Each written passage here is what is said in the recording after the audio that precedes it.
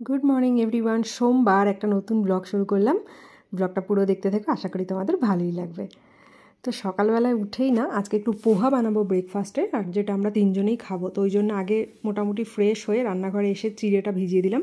আর এই চিড়েটা না বেশ মোটা, যদি একটু আগের থেকে না ভিজোই না, পোহাটা বানানোর পরে কেমন একটা চাল চাল টাইপের হয়ে যায়। ওই জন্য একটু আগের থেকে ভিজিয়ে তারপরে পেঁয়াজ টেয়াজ কাটছি।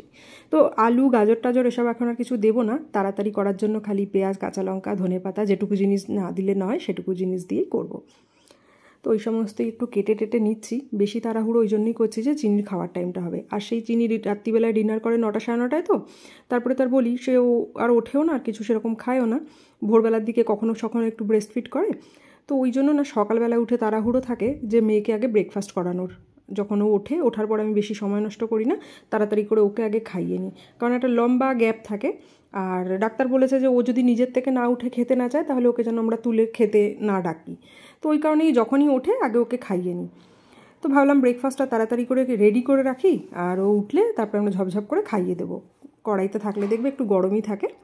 এদিকে না কুকারে আমি মানে সবজি আর ডালের দুবার আলাদা আলাদা করে দুটো হুইসেল দিয়েও নিয়েছি, কারণ ডালের সাথে ওই সবজিগুলো দিলে না একদম গলে যেত। আর এদিকে আমি বসিয়ে দিয়েছি পোহা। তো ভেজিটেবলস ডাল করছি। আগের দিন ডালটা খেয়ে সন্দীপের খুব ভালো লেগেছিলো, ইভেন আমারও খুব ভালো লাগে। তো ভাবলাম আজকে যখন আছেই সবজি করেই ফেলি, তাড়াতাড়ি সবজিও খাওয়া হয়ে যাবে, ডালও খাওয়া হয়ে যাবে। আর চিনিকেও দেবো এই ডালটা, তো ভাবলাম একবারে চিনিরও সবজি খাওয়া হয়ে যাবে। পোহাও রেডি, সন্দীপের জন্য বেড়ে নিলাম। আর ওই ছোট্ট প্লেটটা দেখছো পুরোটা ভিডিওতে আসেনি, আমি তখন খেয়াল করিনি, এখন এডিট করার সময় করলাম। তো চিনিকে না পোহাটা দিয়ে বাদামগুলো তুলে তুলে দিচ্ছিলাম। আর সন্দীপের চলছিল মিটিং, তাই সন্দীপ আর চিনির সাথে বসে খেতে পারেনি। আর আমি তো ওদিকে রান্নাঘরে কাজ করছি আর মাঝে মাঝে খেয়ে নিচ্ছি। তো চিনিকে না মাঝে মাঝে আমি এসে দেখে যাচ্ছি যে ও খাচ্ছে কী করছে, যেহেতু ওকে খাবার দিয়ে একা ছাড়ি না কখনো। তো ফুলকপিটা কষাতে কষাতে ওকে দেখতে গেছিলাম, এসে জল দিয়ে দিলাম। আজকে রান্না করবো আলু ফুলকপির তরকারি, এটাও পুরো নিরামিষ, পেঁয়াজ টেয়াজ কিচ্ছু দিইনি। আর ভেজ ডাল। তো চিনি রানিকে না খাওয়া দাওয়া হয়ে যাওয়ার পরে জল টল খেয়ে এবার আমি অনেকক্ষণ ধরে ওর আওয়াজ পাচ্ছি না। আর সন্দীপের কাজ করছে, আমি তো রান্নাঘরে। আর ও যখনই বলি না চুপচাপ থাকে, তখনই আমার আর সন্দীপের চিন্তা হয়ে যায় কি আকামটা যেন করছে। এসে দেখি কি ওর এই দোলনাটা ভেঙেও গেছে, জানো তো। আমরা এই ফ্ল্যাটটা ছাড়ার আগে দোলনাটার কোনো গতি করে দেবো। তো এখন তো রয়েছে ঘরে টুকটাক জিনিসপত্রের উপরে তুলে তুলে রাখি, ওটার উপরে উঠে গিয়ে ম্যাডাম জোরে জোরে দোলনাটাকে নাড়াচ্ছে। তো তারপরে এসে বাকি রান্নাঘর পরিষ্কার করলাম। তরকারি তো রান্না হয়ে গেছে, ওদিকে সব সরিয়ে রাখলাম আর ভাতটাও বসিয়ে দিলাম। তো বাকি বাসন না আমি মাঝখানে মেজে ফেলেছিলাম, এখন খালি এই ফ্রাইং প্যানটা বাকি ছিল, এর মধ্যে লাস্টে ফুলকপি আলুর তরকারিটা করলাম বলে। তো এটাও মেজে নিলে আপাতত রান্নাঘরের কাজ আমার শেষ। এবার চিনির মিড মর্নিংয়ে একটা ফল খায়, সেটাও খাওয়া হয়ে গেছে। তো জামা টামা ছাড়িয়ে দিয়েছি, ওই রাত্রিরে জামাটা পরা ছিল, আর এখন বেলা হয়ে গেছে, গরমও লাগছিল। তো ও তো যা করে খেলা টেলা খেলছে, এগুলো ও যখন ঘুমাবে তখন আমি তুলবো, বা সন্দীপ তুলবে, দেন সন্দীপ ঘর মুছবে। তারপর আজকে মাথায় তেল দিয়ে দিয়েছি, গতকালকে শ্যাম্পু করেছিল। আর দেখো হেয়ার ব্যান্ডটা পরবে বলে আমার থেকে চেয়ে নিয়ে এসছে, পরে খুব মজা পেয়েছে, আবার দৌড়ে দৌড়ে আমাকে দেখাচ্ছে, সন্দীপকে দেখাচ্ছে। তো সন্দীপ মাঝখানে উঠে আবার ওর সাথে কিছুক্ষণ খেলছিল পর্দার আড়ালে দাঁড়িয়ে দাঁড়িয়ে থেকে, আর ও পাপার সাথে পিকাবু করছিল। তো এই সমস্ত করতে করতে চিনি স্নানের টাইম হয়ে গেছে, তেল টেল মাখিয়ে চিনিকে স্নান করিয়ে নিয়ে এসছি। এবার ম্যাডামকে খাওয়াবো। আর চিনিরও সেম খাবারই, ভেজ ডাল। তো ওকে চেষ্টা করছিলাম একটু গাজর বিনস এগুলো দিতে, বারবারই এক গাদা ফুলকপি উঠে আসছিলো। ফুলকপি অলরেডি আমি ওকে তরকারির থেকে একটু দেবো বলে এখানে ডালের থেকে আর সেরকমভাবে দিচ্ছিলাম না, তো ওই জন্য। তো এখানে আলু ফুলকপির তরকারিও দেবো ওকে, আলু আর ফুলকপি একটাই দেবো, আর ওর জন্য একটা ডিম সিদ্ধ করেছি।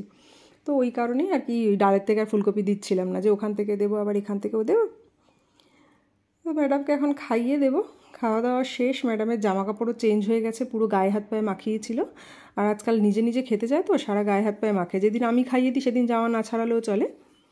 এখন বইপত্র নিয়ে একটুখানি দিয়েছি, একটু এদিক ওদিক করবে, আমি একটুখানি এসে ওকে এবার ঘুম পাড়িয়ে দেবো। তো আমি এবার তোয়ালেগুলো একটু মেলে আসবো, যেগুলো স্নানের পরে গায়ে টায়ে দেয় সেগুলো ভিজে ভিজে থাকে, তো একটু রোদ্রে না দিলে না গন্ধ হয়ে যাবে।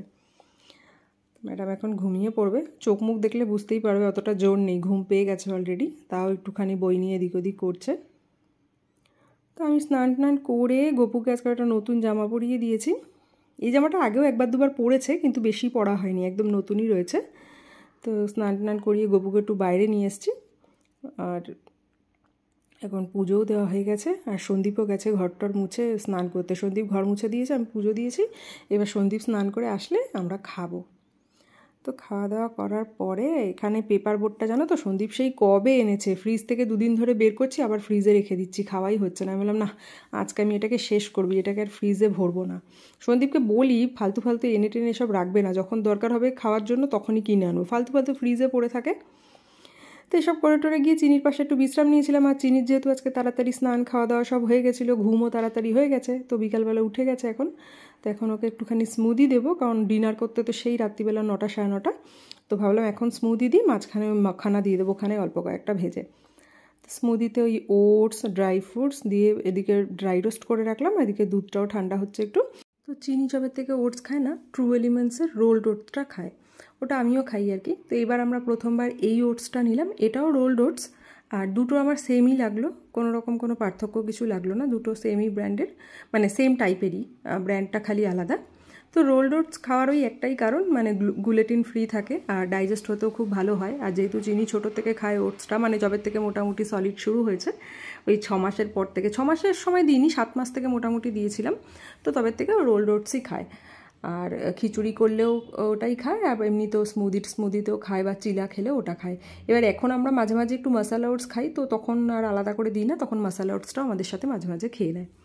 তো এই সমস্ত করার পরে চিনি একটু খেললো চুল টুল বেঁধে দিলাম। তো হঠাৎ করে আমি আর সন্দীপ বললাম চলো একটু বাইরে থেকে হেঁটে আসি। আর সন্দীপকে দেখো বলি যখন একটু ব্লগে আসতে এরকম ভঙ্গিমা করে। চিনিকে একটা হালকা জ্যাকেট পরিয়ে দিয়েছি, আর এই ব্যাগটা না গত বছর দাকসুরা চিনির জন্মদিনে দিয়েছিল, এর মধ্যে একটা জলের বোতল, ওয়াইপস আর আমাদের ঘরের যে চাবিটা ওটাকে নিয়ে হাঁটতে বেরিয়েছি। তো হাঁটতে তো বেরিয়েছিলাম, কোনো প্ল্যান ছিল না, তো সামনে হাঁটতে হাঁটতে চায়ের দোকানে এসেছি, তাই বললাম চলো চাটা খেয়েই যাই এখান থেকে। আর চিনি ওখানে গিয়ে সোজা দৌড়াদৌড়ি শুরু করে দিয়েছে, আর দেখো বোতলের মুখগুলোকে কুড়িয়ে নিয়ে এখানে বসে বসে খেলছে। আমি বলি না আমি রাস্তায় বেরোলে আর কিছু নিই আর না নিই, ওই জন্য ওয়াইপসটা নিই, তো ওই ওয়াইপস ব্যাগে সবসময় ক্যারি করি। দৌড়াদৌড়ি শুরু করে দিয়েছে। এখন ওখানে গিয়ে ওইখানে বোতলগুলো দেখতে পেয়েছে শোকেসে, ওগুলোকে চাইছিল, ওখানে দাঁড়িয়ে দাঁড়িয়ে ওইগুলো চাইছিল, তবে বলেছে এদিকে আসো, চলে এসছে। তো চা বিস্কুট খেয়েই বাড়ি চলে যাব। চিনিকে ডাকছিলাম হাতটা একটু মুছিয়ে দিই, ওখান থেকে জানো তো বিস্কুট নিয়েছিলাম আমরা, তো এই ওসমানিয়া বিস্কুট, এখানকার তো ফেমাস বিস্কুট হায়দ্রাবাদের। তো চিনি একটা বিস্কিট নিয়েছিল আমাদের থেকে, বাট বিস্কিটটা খাইনি, তো ভেবেছিলাম বিস্কিটটা যদি পুরো খায় বাড়িতে গিয়ে জল খাইয়ে দেবো, বা এখানেই জল নিয়ে এসেছি, জলটা খেয়ে নেবে, তাহলে আর আলাদা করে টিফিন দেবো না, একবারে 9টা সাড়ে 9টার সময় ভাত বা খিচুড়ি যেটাই ওকে খাওয়ানোর খাইয়ে দেবো। তো বিস্কুটটা খাইনি, 1-2 কামড় খেয়ে আবার আমাকেই দিয়ে দিয়েছিল।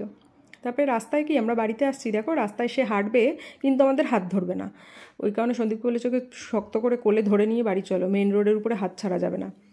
তো বাড়িতে এসে ফ্রেশ ট্রেশ হয়ে চিনিকে একটু মাখানা দিয়ে দিলাম, কারণ সেই বিকালবেলা 5টা 10-15 নাগাদ খেয়েছে, লাঞ্চ টাঞ্চ তাড়াতাড়ি হয়েছে, ঘুমিয়েছেও তাড়াতাড়ি, তো উঠে বিকালে টিফিনও তাড়াতাড়ি খেয়েছে, তো ওই কারণে সেই 9টা সাড়ে 9টার সময় খাবে, তো ভাবলাম মাঝখানে একটু 7:30 পৌনে 8টা বাজে এখন, একটুখানি মাখানা খেয়ে নিই। তো একটু চাট মশলা আর বাটার দিয়ে একটুখানি করে দিয়েছি, জলের বোতল দিলাম, বসে বসে খাচ্ছে।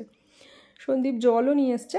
আর আমি না এর আগে একটুখানি নেল পালিশ পরেছিলাম ভাতটা বসিয়ে দিয়ে, তখন থেকে আমার মেয়ে পা বাড়িয়ে যাচ্ছে, হাত বাড়িয়ে যাচ্ছে, ওকে নেল পালিশ পরাতে হবে, তো আমি একটু লাইট কালারের পরেছি নেল পালিশটা, নিউড টাইপের আর কি। তো বললাম চল মামা তোকে ওই নেল পালিশটা দেবো না, তোকে একটু ডার্ক কালারের কিছু পরিয়ে দিই, দেখতে ভালো লাগবে। তো পায়ে তো পরিয়েছি, এক পা হয়ে যাওয়ার পরে যে আবার আর এক পা চেঞ্জ করে দিতে হয় সেটাও শিখে গেছে। তারপরে দেখো না মাঝে মাঝে আবার হাতও দেখছে, মানে আমাকে বলছে হাতেও একটু পরিয়ে দিতে, বললাম না হাতে তো দেওয়া যাবে না বাবা তোমাকে। লিপ বাম বা লিপস্টিক লাগাবো, তো ধরো ও দেখলো, এবার আমাকে আঙ্গুল দিয়ে ঠোঁটে দেখাবে যে ওকেও একটু পরিয়ে দিতে হবে, মাম্মা মাম্মা আঙ্গুলটা দিয়ে ঠোঁটে দেখাবে। তো লিপস্টিক তো দিই না, মাঝে মধ্যে একটু লিপ বামটা দিয়ে দিই ওকে। আর আমি একটা বেবি ফ্রেন্ডলি লিপ বামও কিনে রেখেছি ওর জন্যই, খালি এই বেবি চক্রার, তো ওই মাঝে মধ্যে, সব সময়ও তাও দিই না। এদিকে ভাতও হয়ে এসছে, আর চিনির খিচুড়িও হয়ে এসছে, চিনিকে রাত্রিরে খিচুড়ি দিয়ে দিলাম। আর আজকে আরেকটা সন্ধ্যেবেলায় কাজ করেছি, দেখো ওই রান্নাঘরে এখানে তো এক্সস্ট ফ্যান নেই, উপরের ওই বর্ডার লাইনটাতে না পুরো ধুলো আর তেল চিটচিটে হয়ে গেছিলো, স্কচ ব্রাইট দিয়ে রোলে ওগুলোকে যতটা পেরেছি পরিষ্কার করেছি। চলো ব্লগটাও শেষ করি, আবার কালকে তোমাদের সাথে একটা নতুন ব্লগে দেখাবে, টাটা।